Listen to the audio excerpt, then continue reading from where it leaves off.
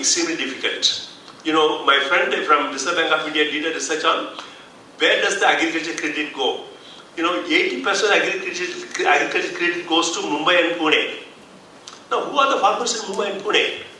Amitabh Bachchan, Rahul Gandhi, Amitabh Bachchan, that fellow who went to jail today, Salman Khan, Shahrukh Khan, these are the agriculture. They get most of the, and our Ambanis, they get most of the loans, farm loans, not the farmers. So when Mr. Amit Shah came to Mumbai and asked us to give information on what to do, I said, sir, you tell your chief minister to take care of the small farmers. Rich farmers have enough way to take care of themselves. Small farmers who have a problem. Now, the problem is that in Punjab, the government decided that they will waive off the loans of farmers. Punjab government came out with a law saying that those who have less than 2.5 acres only will be eligible for loan waiver. But then what happens to farmers who have much more loan than that? So there is a struggle going on right now in Punjab that they want a loan waiver for everybody.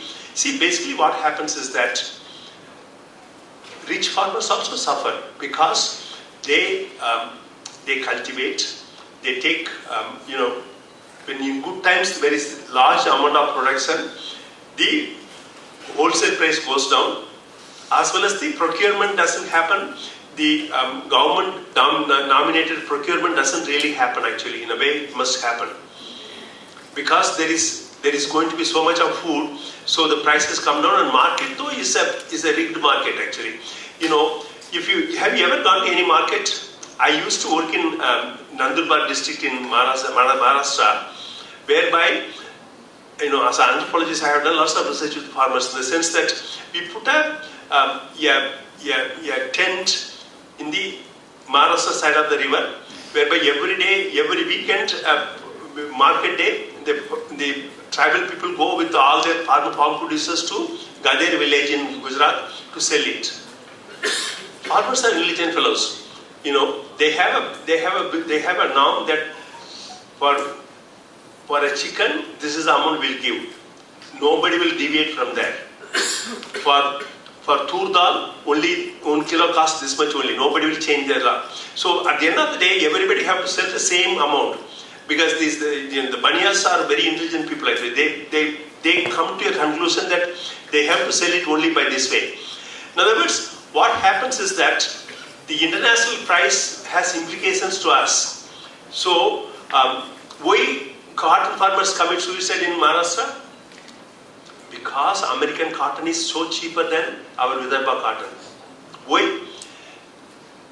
Under the WTO norms, subsidies are not allowed.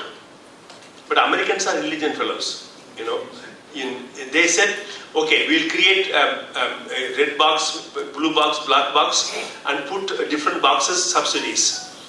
Now, wherever they wanted to give subsidies, so they give subsidies for water, because they have dammed every river. There is no river running there. They dammed every river. So you have irrigation. You get, for not cultivating food, you get money. Where they want to influence the international price, whereby keeping the production low, thereby you can increase the cost of your producers, that international price. And third, the Cargills and Mansandos get subsidies for food exports. In the process, what is happening is that the cotton that comes to India is about 60% of the total cost of production. Our farmers don't get any benefit in the sense that they have to buy BT cotton.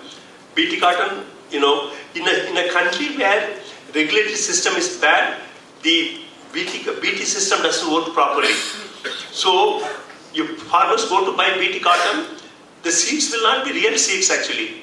Half of them will be bare seeds, half of them will be right seeds. So farmers lose out.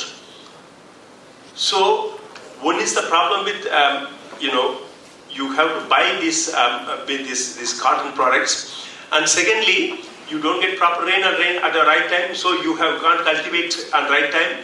So Vidarbha farmers, irrespective of whatever they produce, they don't get proper price because there is a very interesting thing. Our government says that we are for farmers, But then who goes to influence them? The manufacturers of garments.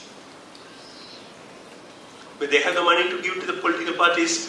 So the manufacturers of garments influence the government policy in such a way that agriculture prices, agriculture subsidies are kept minimum so that they can import cotton from elsewhere, So for Tirupur manufacturers, the American cotton is the cheapest thing, and so they can make cheap garments and sell it to Americans. The problem is that we have gotten into a system whereby government has all the policies and programs. You see, it has a procurement policy. Minimum support price has to be given for several products. It's there. But do all farmers get to sell their producers at the minimum support price? No. Those who have big muscles, they can sell their producers, but those who produce too much, they cannot sell because there is limit to how much government can buy. And our godowns, where people go hungry, but our godowns, our food grains not. Very interesting country actually, I tell you. So friends, what I am trying to tell you is that the point here is that you have the climate change related problems of rain or no rain, and dust storms, the hailstorms in different times of, so they don't get proper producers, and if they get producers, they get spoiled. And two, the international pricing system and subsidy system works in such a way that it works against the poor farmers, because the international lobby works towards the rich farmers. Who are the rich farmers? From settled agricultures. Settled agricultures are the countries where average farming size is about 5,000 acres, 6,000 acres, whereas our people have half an acre. Average land holding is half an acre in our country. So what we need to do is we need to already start working with our communities. Now, whether the agriculture university is working with our communities, I think, in the past when I was a child, there used to be agriculture extension officers in the villages. They come to the villages. Now nobody goes. Do they go? No, they don't go. Such appointments are made. Huh?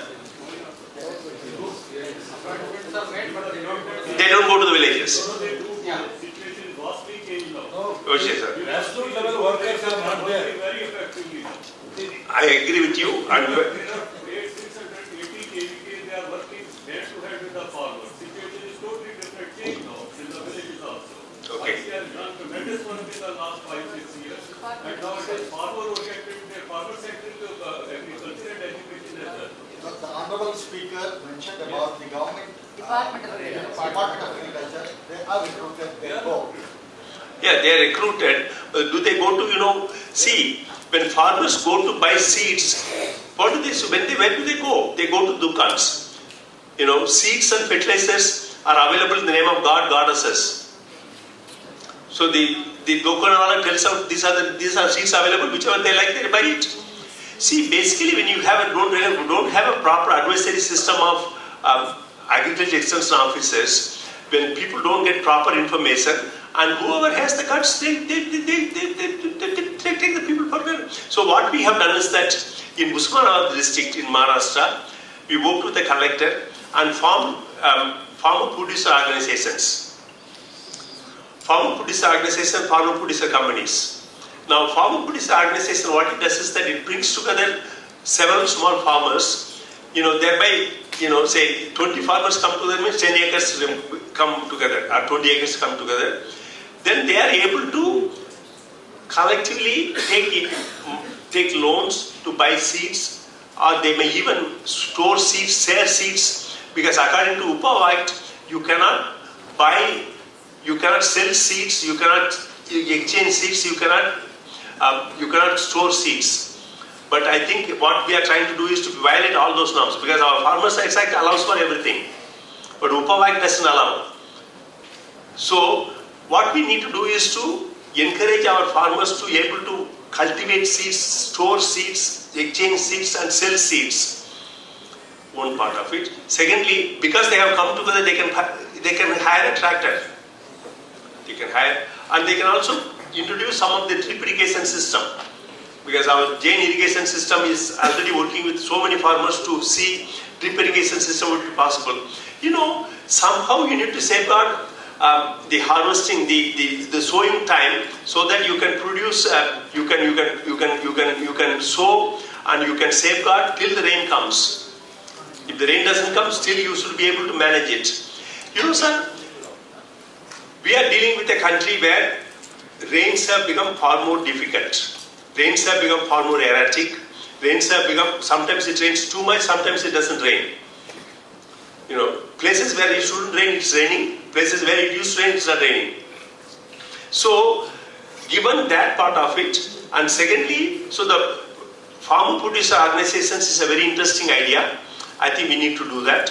The climate change agriculture. Climate agriculture is again an interesting idea that various government departments are promoting it, various states governments are promoting it, whereby we must move towards adaptability. Well, how do farmers adapt to changing climatic conditions? Climate conditions are going to affect it will rain, how much it will rain, where it will rain, how it will rain. So I think nobody is interested in mitigation. I think countries that had to mitigate for climate change are not going to mitigate. And with Trump in America, nothing is going to happen. They are only going to further add to climate change problems, but not mitigate anything. So they are asking us to adapt. So how do you adapt? I think we need to learn how we can change our, agriculture system in such a way whereby what can we produce? What can we, as a child I ate lots of ragi. Now I started eating ragi again because I have sugar. But what can we make ragis? It requires very little rain, it grows properly and very short duration crop. I think it is very good for health, So why don't we make ragi and process it and sell it to people with, like me, who can eat ragi now? So, sir, what we need to do is to, there is a project which Government of Maharashtra, Chande te Banda. And that project, it's Chandrapur and Sundurpur, the two districts we have taken, whereby and then I am also a steering committee member of Unnat Bharat Abhiyan. Yes. Unnat Bharat Abhiyan is a very interesting program whereby, let us involve the college students into communities work. Learn to work to learn is the model. Okay? And the Unnat Bharat Abhiyan, we can involve the students and villages can be trained to micro-level planning and various part of it. So if we can make our central governments and state governments programs work for the people, sustainable development goals can be achieved. Okay?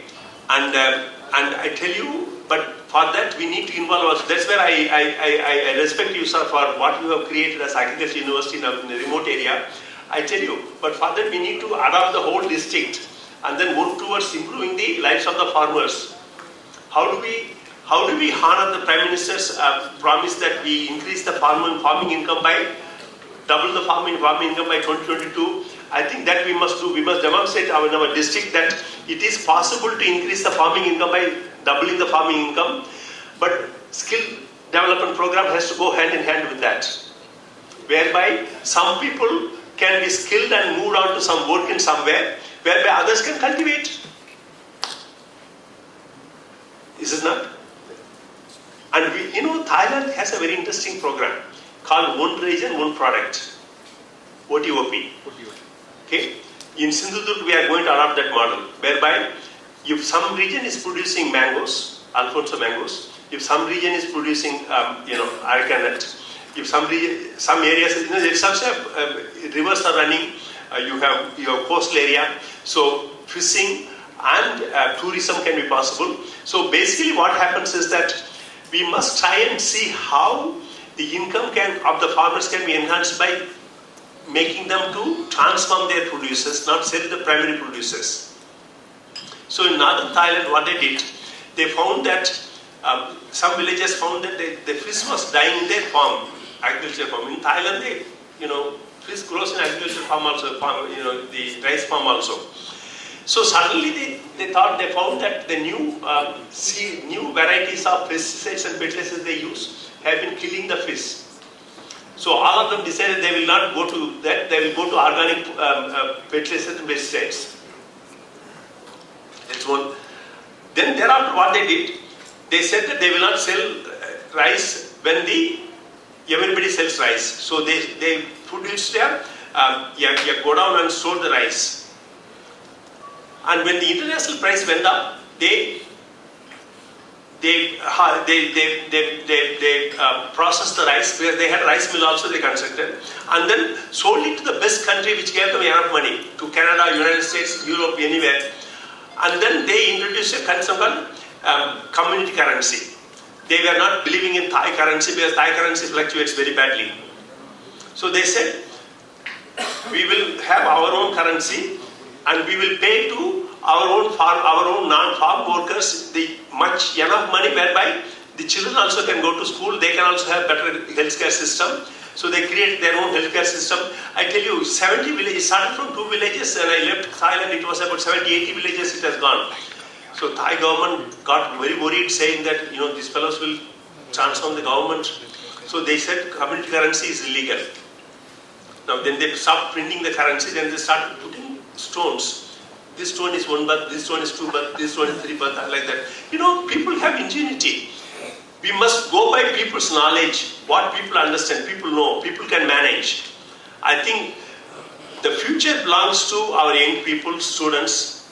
The future belongs to people, and we scientists and scholars must have to work with them. We don't go to the village thinking that we know everything. No, we don't know anything. We know something, but then we can learn from communities, and our students can learn faster. So friends, I'll tell you, if all our universities can create students who can work with the communities, I tell you this country's problem will be solved. I submitted a proposal I wrote a paper when I was teaching at Simon Fraser University in Vancouver in the fall of 2017. I wrote a paper called Can India be the beacon of hope for the world? And immediately after I came back, the Niti Aayog called me to talk to them, talk to the ministers and secretaries. I told them, fellows, you train 5 young people for each panchayat and place them. Let us ask the corporates to pay their salary, and their job is to create micro-level planning, village level plan, community development plan, and panchayat development plan, and converge all the programs like Prime Minister says. Poverty can be eliminated. Now, along the way, you could also, each panchayat, if you create 5 jobs, how many panchayats you have? You have 200,000 or 250,000 panchayats. I estimated 2 million jobs can be created instantly. Corporates need to support these young people only for 2 or 3 years. Afterwards, panchayats will take over. Panchayats have enough money, but what is happening is that it is eaten up along the way. So if we can make sure that money reaches people, people have the capacity to plan and implement the programs, poverty in this country should not be poor at all. If our ICDS and midday meals programs work, malnutrition will not exist. Will it exist? No. If our Mahatma Gandhi Rural Employment Guarantee Act and our PDS system work, nobody will go hungry. And MGNRG can be used to work on agriculture. So friends, this country is very good. What is important is that we need to wake up. We academicians and teachers and vice chancellors need to wake up to give power to our young people, to work with them, to transform India. Often we don't do that, sir. Often we don't do that. That's why our students, irrespective of going to work in the village, what they do, they go on strike. They go on strike for funny things. And political parties are very, very happy to take advantage of them. So what I would suggest is that engage your students, put your students to work in the communities, and thereby they can be a better scholars, better knowledgeable people, and they can be better human beings actually. Let's do that. And our agriculture will improve substantially because they go with the knowledge. And who are these young people? They are also from the villages. See, all the students who come to SAS College, University, where are they coming from? They are coming from Mumbai. They are coming from local areas. And if they get an opportunity to go and work in their communities, they will be more than happy. I think this is what we need to do. Let's do that. So, I have a habit of lecturing for 4 hours and 6 hours at a time because I travel. So, I thank you so much for giving me this opportunity, and let us continue this process of dialogue. Thank you. And now I will request Honorable Chancellor of GHRU, Shri Sunil Raisoni sir, to come forward for his presidential address. His extraordinary personality does not need any introduction at all. Having a rich experience of 20 years in the field of education and a nobleman with a prophecy of distinctness and originator of multifarious notions and a visionary and mentor for all of us, sir, we look forward to you. Thank you, Chanda. Respected dignitaries on the dais and off the dais, I welcome you all in the first edition of National Agriculture Conclave. On the outset, I wish to thank Dr. Narendra Rathod, Dr. M.B. Chetty and their team that they have agreed to collaborate for this venture and become a major supporting pillar for this venture. They have not only accepted the proposal but have also played a vital role to execute the venture. They have been there always to guide and suggest to make this conclave happen. Thank you, sir. I cannot forget to thank Dr. S. Parshuraman for accepting our invitation to chair the function as a chief guest. Dr. Akhilesh Pandey has been always there to support us and guide us for better performance since the establishment procedures of our university. Thank you all the speakers and the participants. This conclave of intellects will surely lead to successful initiatives for what we are all here.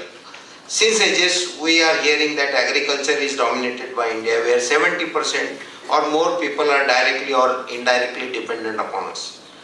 It also plays a vital role in creating employment opportunities and promoting socio-economic development. But are we producing skilled human capital for this field? We say our India is to be seen in villages, but what about the students who do not want to wish to be there and work on their ancestors' land? By the grace of God, agriculture institutes are getting students, but are they adding value to it? By the grace of God, are we ready to deal with the future scenario of our agri-industry? So many questions are there. Facts and figures are there. Technical terms are there. Surely we all are here to discuss and come up with something that points out to realistic requirement in agriculture education. I may not be the right person to enter into technicality, and I need not to worry for it today, as experts of the industry are here to comment on it and explore the technical terms. Our focus in GHRU is on research and sustainable development, and it is the key to future success of community altogether. GH Raisoni University is taking shape on its 200 acres land, focusing on providing an overall environment to the students. The philosophy of the university is to explore fundamental concepts and profound questions to encourage research-based teaching and learning. Today, National Agriculture Conclave is one of the small steps towards it. I once again welcome you all and thank you for the support and encouragement. Hope to get most out of this conclave. Thank you.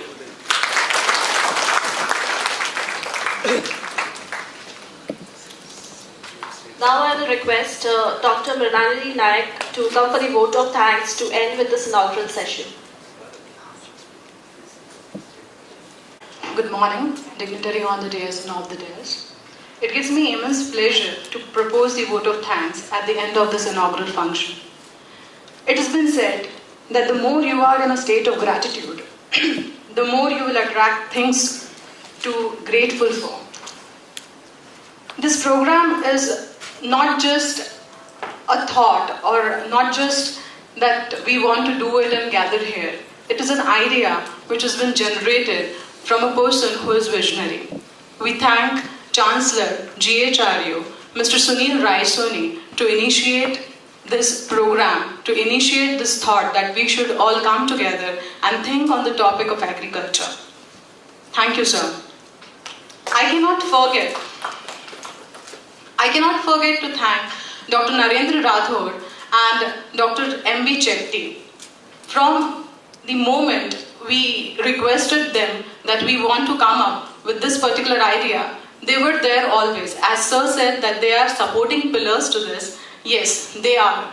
And MB Chetty Sir and Rathore Sir, they are there from the beginning, from selection of guests, from selection of speakers, rapporteurs, everybody, chair, co-chair, convener, they were there from each and every point. Till the end, they said that we are there, whatever the problem you are, you can come to us and talk to us. And I bothered them like anything. Thank you so much, sir. And similarly, would like to apologize few things, few blunders and mistakes that happened from my side. Thank you. I thank our VC, sir, that he is always there. Under his leadership, we are able to deal with the critical things, and from the meticulous things, he is there. He is like, when you say that, sir, we want to do this, he is there with you, and he will guide you from the beginning, from the pencil to the blackboard, he is there. He supports us like anything. Thank you, sir. I thank Parshuraman, sir, that on a very first request of us, he said that yes, I accept your invitation and I will be there. Thank you, sir. Thank you for coming. I would like to thank Dr. Akhilesh Pandey, that as sir said, that he is there with us from the establishment of the university. And yes, he is there with us and we want his guidance always. Thank you so much, sir, for being with us. Again, I cannot forget to thank the team of NAC, because without a team, a person cannot lead to the success. From the stage, arrangement, travel arrangement, each and everything. I can take few names, I may miss few names, but I really apologize if I miss few names. But yes, I would specially thank to Mr. Aditya Bhandari that he was there till the end, and on the point when we request him, he is like, yes, don't worry, I'll make it happen. Thank you so much. Social media team, printing team, Dr. Sophia Ansari, Ms. Nidhi Kurda for stage arrangement and inaugural function, Dr. Pragna Gupta, Mr. Amit Gandhare, PRO RGI, Dr. Kevin, Dean Agriculture, and each and every person there in the corporate office and GHRU, thank you so much. Thanks once again. And the major thanks to all the participants. I apologize if anything or any mistakes happened during the travel plans or something, but we thank you all that you people have accepted our invitation and are with us for these 2 days. Thank you so much. Thank you.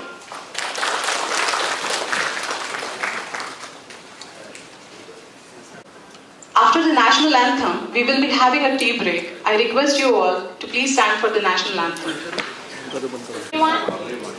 As discussed earlier, the next theme lecture is by Dr. N.S. Rathore. Dr. N.S. Rathore, working as Deputy Director General, Agricultural Education, ICAR, hails from Rajasthan. He also worked as DDG Agriculture Engineer. He worked as Vice Chancellor of Jobinor University earlier. He is basically an agriculture engineer and has the rich experience of working in various capacities in the university and ICAR. He is responsible for bringing several reforms in agriculture education in the country. His constant guidance and cooperation has been the driving force for organizing NAC. Has more than 37 years of experience, guided 18 PhD and 35 MTech completed 51 R&D projects, widely traveled abroad. The theme lecture is on agriculture education in India.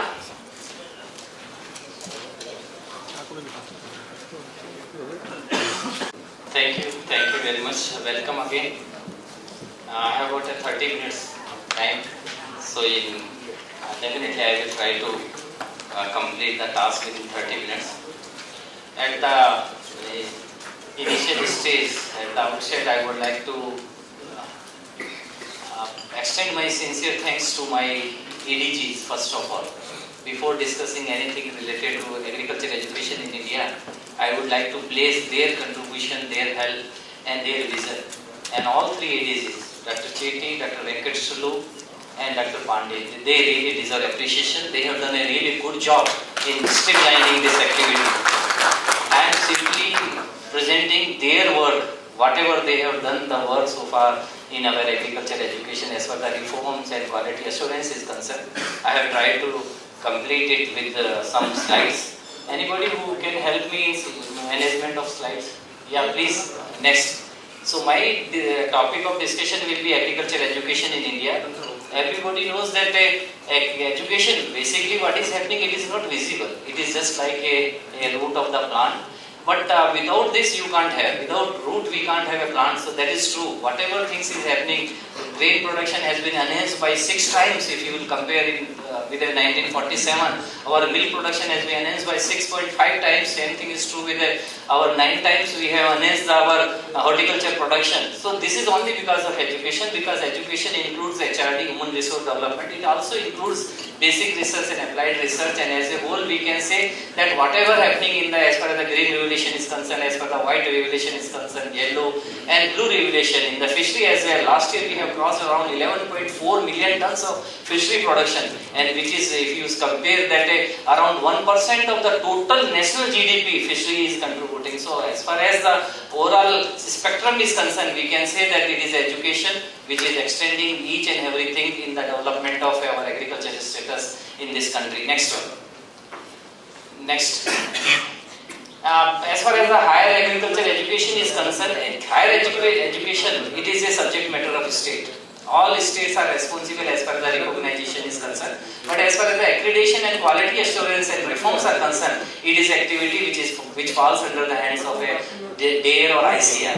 It is a Department of Agriculture Research and Education which is ultimately responsible under the Ministry of Agriculture and Farmer Welfare, and ICR is a part of this, and ICR is responsible for all as far as the accreditation is concerned. And here basically ICR is also doing as far as the in order to break the inbreeding in a different state agriculture university, even 15% of their seed in undergraduate level and 25% of seeds in postgraduate level. At national level we used to conduct an examination and we are deputing the student. So as a result of this, a national irrigation is available throughout this agriculture education. Otherwise most of the other education, they are the site specific, and you will find a person from Rajasthan, he will get an opportunity in Rajasthan only in as far as the other type of education is concerned. But here in our agriculture education, even Rajasthan students or Himachal Pradesh students, they may get an opportunity to learn something from the Tamil Nadu or Andhra Pradesh. So that type of a beauty is there in our higher agriculture education. Next one.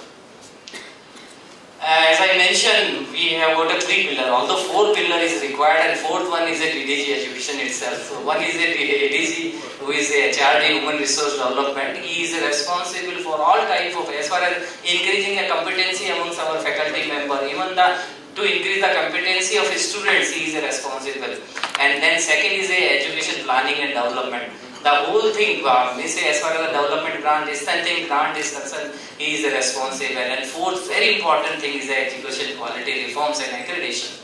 And from last 4 years, we have made it mandatory for every state ministry. We have linked up their development grant and dispersion of development grant and strengthening grant with accreditation. And as a result of this, I can proudly say that out of 75 state agriculture university or agriculture university as a whole in our country, around 66 universities are accredited. So this is a really good achievement, and it is a strength in our agriculture education that more than that of 90% of universities are accredited, and they assure right type of a quality as far as the quality delivery is concerned, as far as the conduct of examination, as far as the conduct of all studies is concerned, learning stage and all infrastructure, they really deserve appreciation. So that is a basic our agriculture education in our division.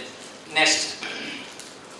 This gives an impression, many people are not aware, but most of the people, those who are attached, all Honorable Vice Chancellor, even our emeritus scientist, professor, sitting in this hall, they will definitely endorse that a NAREC system, NARI system, National Agriculture Research and Education System, it is one of the largest in the world. You can see that around 680 KVKs are there, around 75 agriculture universities and 103 total ICR institute, and a lot of our AICRP project, and as a whole you can say in every district, wherever you will go, you find some bearing of Government of India or Ministry of Agriculture and Farmer Welfare. Next. As far as the agriculture education in country is concerned, we have declared 11 courses as a professional courses under agriculture stream. We have got 95 PG level courses and 80 PhD level program. And perhaps this is the biggest number of, as far as the numbers are concerned, and perhaps it is the biggest in all type of a possible education in this country.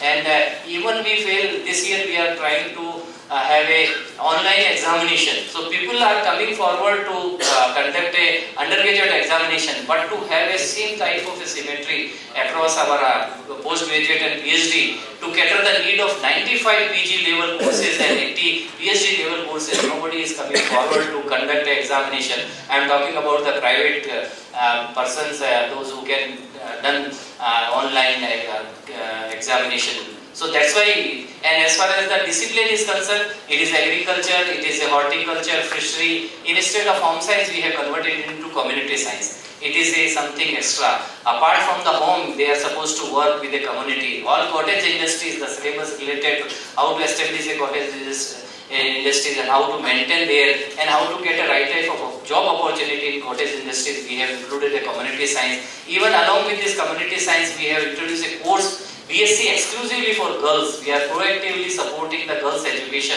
and we have introduced a course of BSc in women nutrients and dietetics. That is a course BSc level. We have introduced veterinary science is there.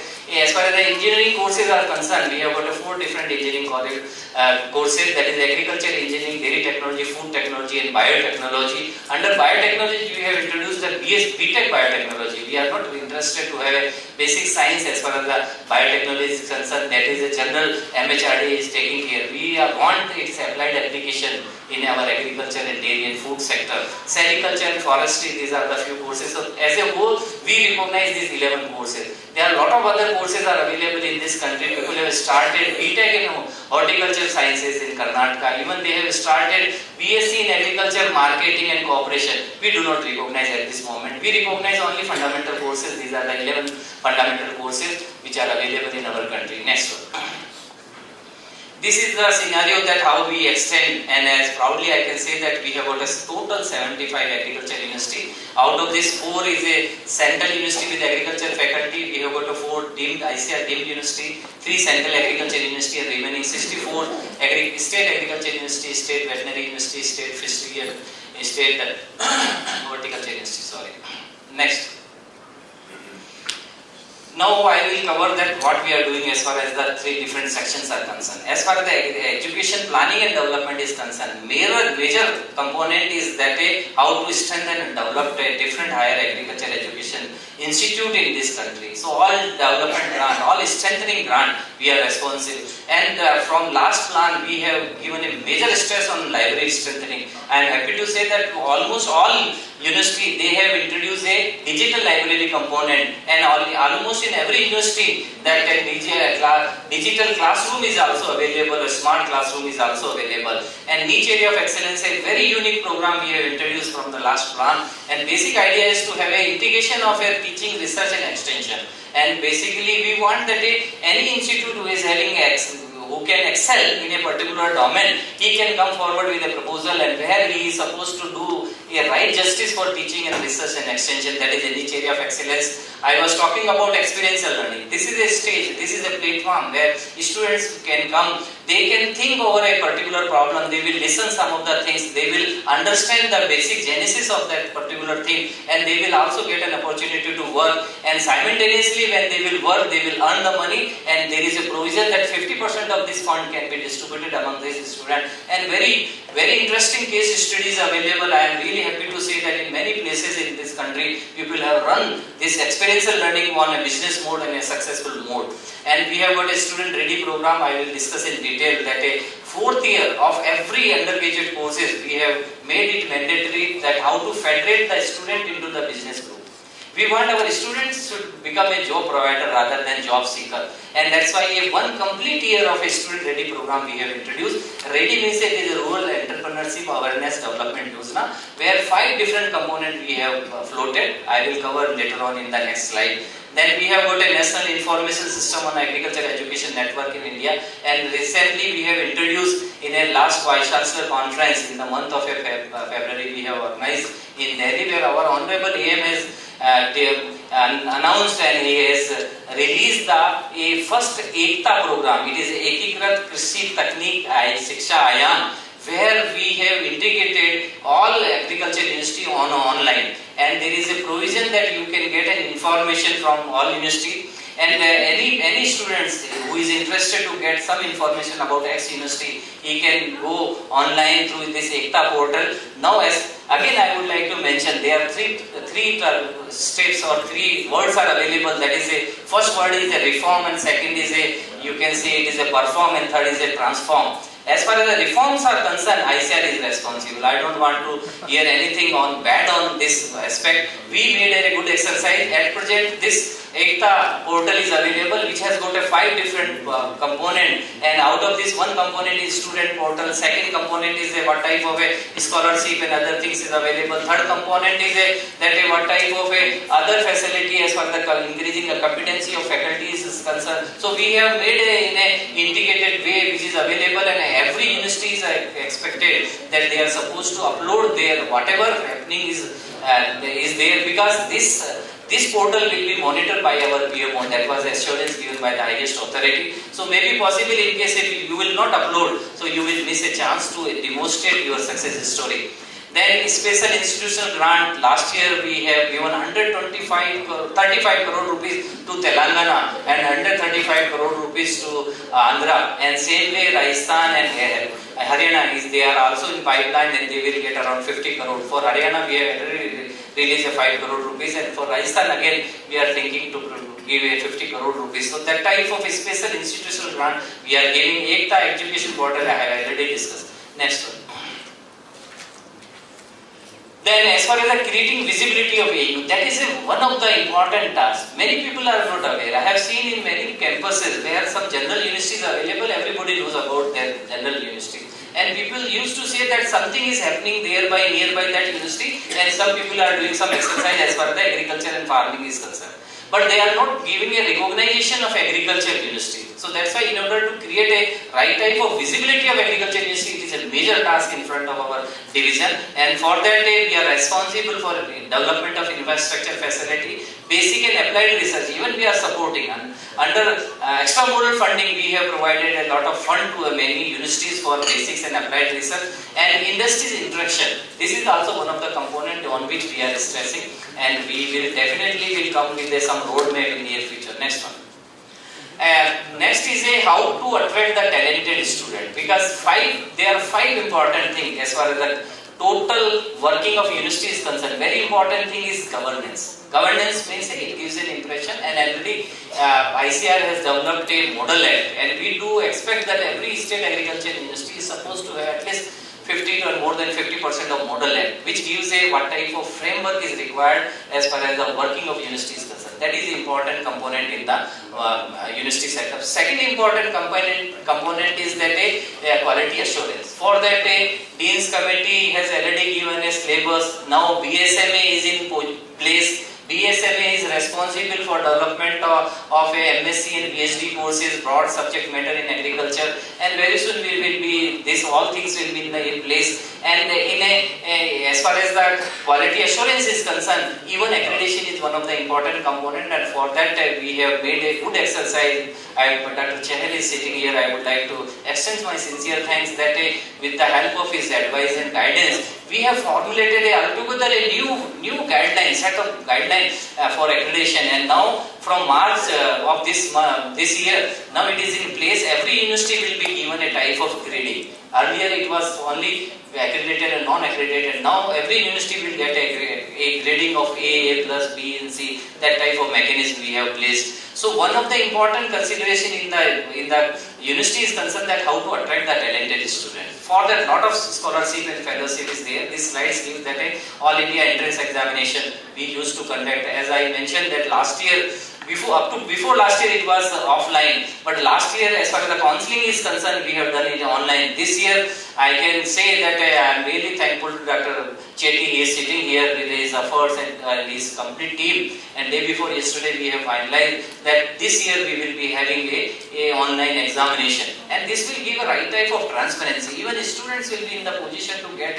all information and all different type of physical fatigue which they were facing earlier. Perhaps it will be eliminated with the help of this online examination. Junior and senior SRF and this for PG studies, that is also there. National Talent Scholarship. Earlier it was confined to only undergraduate level. From now we made it for postgraduate level as well. A student from one state is going to the second state. He will be entitled to get 3,000 rupees per month during his PG courses. And post-matric scholarship to SC, ST and other things which is there, merit cum means scholarship. Even admission to foreign student, every year more than 250 and 300 students are coming to our country and they are getting admission. I am really thankful to all Honorable Vice Chancellor, those who are, they are proactively taking this all challenges and they are giving admission to a foreign student. Next one.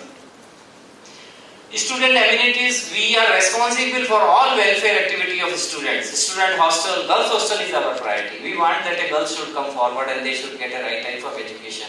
Here I would like to mention that in 1947, hardly 0.5% of girls were there in our agricultural education. We made a survey and last year it was on an average 57%. So you just appreciate that now girls are coming and I am sure because girls, I can say that girls are more dedicated to their profession. Only thing is that looking to their physique, we may not be in position to give lot of hard work, but I am sure with their intellectual mind, we will be in a position to make some of the reforms. So girls hostel is one of the priority. Repair and renovation of all existing girls hostel. Instruction lab is there, smart classroom as I mentioned, computer internet facility. We want that same type of facility. Everywhere a Wi-Fi campus should be available. That is our priority. State-of-art equipments and instrument, educational museum, that is also one of our, and we have funded more than that of a 30 such educational museum in a different places costing for more than that of a 5 and 6 crore rupees. Then language lab is also important, and then sports and recreation facility and national event we used to organize. Every year we used to organize a youth festival and games meet for all state agriculture university students, and same thing is true that every year we used to organize a cultural program once in a year for all students of a different agriculture university. Digital library I have already mentioned. This is also one of the student amenities. Next one.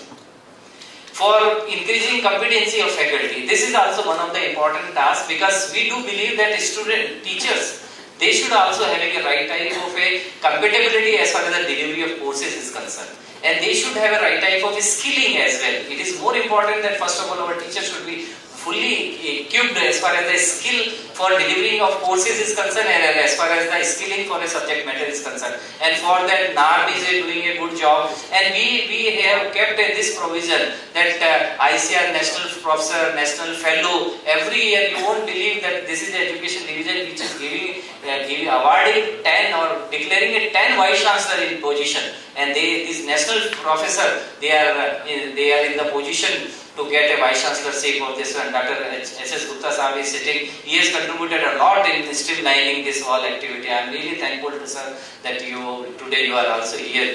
And emeritus scientist and emeritus professor, most of the professor and emeritus scientists are sitting in this hall. Earlier there were only 50 slots for emeritus scientists. We made it to the 100 slot, and we have enhanced their remuneration from 25,000 to 50,000 rupees. And same thing is a new thing, a emeritus professorship we have introduced, and that is a vision of Dr. Chetty. I would like to say that Dr. Chetty, he was always insisting.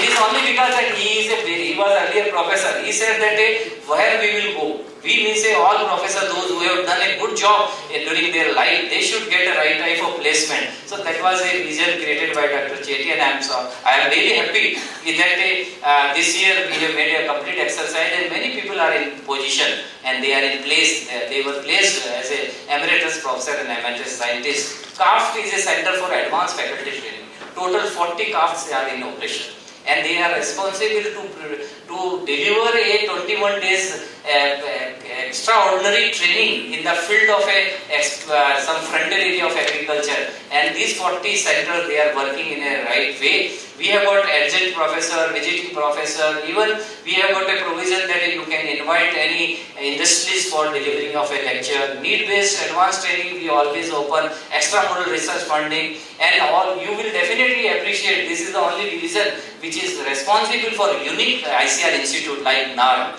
That is Academy of Agriculture Research and Management. Then ANCAP, which is responsible for agriculture, economics and policy research. Then we have got a SIVA, a Central Institute of Women in Agriculture, exclusively devoting, and this is the type of institute which is a unique across the world. That is a SIVA, Central Institute of Women in Agriculture. We have got a Indian Agriculture Statistical Research Institute, and all computer application. ICT application in agriculture, perhaps they are taking care. So that's why education division has got a lot of other activity along with the strengthening and development grant of a university. Next one. Quality assurance, one education complete accreditation board is available. As I already mentioned that now we have together changed our criteria, and there is a provision because it is now it will be more transparent. Earlier many universities, those who were not got a position of accreditation because of less number of a faculty member, these people have started criticizing us. That's why we made it that it should have more transparency. Everybody can see that why this particular institute has not been declared as accredited. On account of that, they don't have any faculty member, they don't have a right type of infrastructure. That's why more objectivity we have placed. Then we are also responsible to allow entry of African Afghanistan student, and very, very unique component which Dr. Venkateslu is taking care, that is a Netaji Subhash Chandra ICR International Fellowship. It is to and fro gateway. Even our students can get an opportunity to go abroad for higher education. Even foreign students are getting an opportunity to come to India's agriculture university where they can have a higher studies. Dean's Committee, we have already discussed BSMA. This is in place, and very soon I am sure that within 6 months or so, I am requesting Dr. Venkateslu kindly concentrate on this job, that within 6 months or so we should be in the position to give together a new roadmap for a PG education and postgraduate education. Next one. This is, we have already discussed, very good fellowship, $2,000 per month for Indian candidate, those who are going abroad, and around 40,000 rupees per month for a overseas student. That facility is available. Next one. Next. This we have already discussed. Agriculture industry, they are not involved in any type of a politics, I can say. I have made this statement very proudly in front of a education policy group. There is a one education new education policy under the chairmanship of Dr. Kasturi Rangan Sahab. He made and he invited us. So I made this, that our universities are involved as far as the governance, good governance is concerned, as far as the quality assurance is concerned, as far as faculty competence is concerned, as far as attracting talented students is concerned, and we are responsible to create a right type of visibility, and also we are creating a good infrastructure facility in frontier area of agriculture. This is the only work which a agriculture university is doing at present, and in every activity ICR is responsible, and they are contributing and they are making a right type of help. Next one. We have already revised the course curriculum. All those who are associated, I am also thankful to my Director General, Dr. Mahapatro Sahab, even to our Honorable Agriculture Minister. He was really kind-hearted person, and he said, let us do something extra, what our Honorable Prime Minister has mentioned. I am also thankful to Dr. R.B. Singh Sahab, who was the chairman of this committee, and we have approved this fifth Dean's component, where four new courses, BSc in BTech in Biotechnology, BSc in Community Science, BSc Food, Nutrients and Dietetics, BSc in Sericulture we have introduced, and we have also declared agriculture as a professional degree, and now our students are getting an opportunity to going abroad, and they are getting a lot of good amount of a fellowship, and every student now, this was a thrust problem, and everybody was criticizing that we are not getting opportunity like engineering student and medical student. So I am really happy to share, and we have already discussed what type of a courses we have launched as far as the undergraduate is concerned. Next one. Professional status we have declared. Next one. Next. Student ready program. under student ready program, 5 different components we have launched, and very important is experiential learning with business mode. Many places where business mode is not there, we have allowed that they can have a skill development type of a component where they can make a type of a repair, maintenance and other things without business mode. Experiential learning without business mode. Then it is a RAVE, and implant training and industrial attachment is one of the important component. And fifth component is student project, where we are giving an opportunity to students so that they can understand and they can decide a type of problem, they can conduct and they can make an experiment and take an observation, write a thesis. That type of exposure at undergraduate level we have introduced. That is a student project, and it is expected that out of these 5, at least two component one has to apply, and one complete year is to be devoted for this job. That is our expectation. Next one. Experiential learning, I am happy to say 426 experiential learning. This is a really strength. And somebody asked me that what is the strength of education division? I said that go and see experiential learning university unit which has been established with the financial aid of our ICR, which is available in different places across the country. And they are unique opportunities. Students are they are basically getting a free space for thinking, doing exercise, and involve themselves in the right type of trading and marketing. And many, in every discipline, even agriculture engineering, 43 such units we have established. In crop science, 90 units. You can see with these slides that more than 400, total 426 experiential learning is in place. Next. Niche area of excellence, as I discussed, that they are a good opportunity where any university who is having a excellence and they are having a type of vision. Vision basically it includes a type of a expansion, equity and excellence. These are the 3 things which are important as far as the vision of any university is concerned. And we have identified number of places. There are total in last plan 32 niche area of excellence, and every university was getting a fund in tune of a 5 to 6 crore rupees where they have excelled in a right way, and they have demonstrated a right type of education, right type of research and right type of extension under niche area of excellence. Next one. Minimum standard, because this is one of the trust problem. We have got a 75 state total agriculture university under public sector, but we are also having 75 private sector university. We have got around 368 accredited colleges, but we are having more than 680 private colleges at present in this country. So we want that a right type of a quality education should be imparted. For that we have done under 5th day's recommendation, we have done a minimum standard for establishment of new college. If anybody is going to establish a college for agriculture, horticulture, that type of facilities available, what will be admission strength, what will be department, section, minimum teaching load, how we can have administrative staff. Next one. There are few reforms I would like to highlight. That a scholarship of 750 rupees we have announced to 3,000 rupees. Direct jump from 750 to 3,000 rupees per month. That is a really miracle. And Dr. Pandey is not here. He was instrumental behind it. And I have seen many times that because finance people, they are not very easily accept any proposal.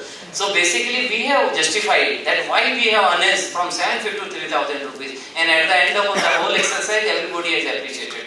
The same thing is true that NTS for PG student, National Talent Scholarship for PG. Then we have also introduced mathematics students along with the agriculture and biology students. Earlier mathematics students were not getting an opportunity. Even many places agriculture students were not in position to get admission in a BSc because there was no provision of an examination in agriculture. We made it so streamlined that even a mathematics student now PCM, PCB and ABC. ABC means agriculture, bio and chemistry. PCM is physics, chemistry, maths. PCB, physics, chemistry, biology. Everybody is equally free and open. They can get an admission, and they are supposed to write all India entrance examination. Based on this, they can have. We link up our strengthening grant that I have already covered, and we have established a lot of experiential learning. Next one, total 426. One more unique things under Unnat Bharat Abhiyan. Our chief guest is also sitting. We have also done a good activity under Unnat Bharat Abhiyan, and we have established 100 training center under Pandit Deen Dayal Upadhyay Unnat Krishi Shiksha Yojana, and where we are demonstrating a right type of a solution for organic farming, for natural farming and for cow-based economy. And we want that there should be some strength at the village level on all these three aspects. And one unique thing, I am really thankful to our Honorable Agriculture Minister that they have declared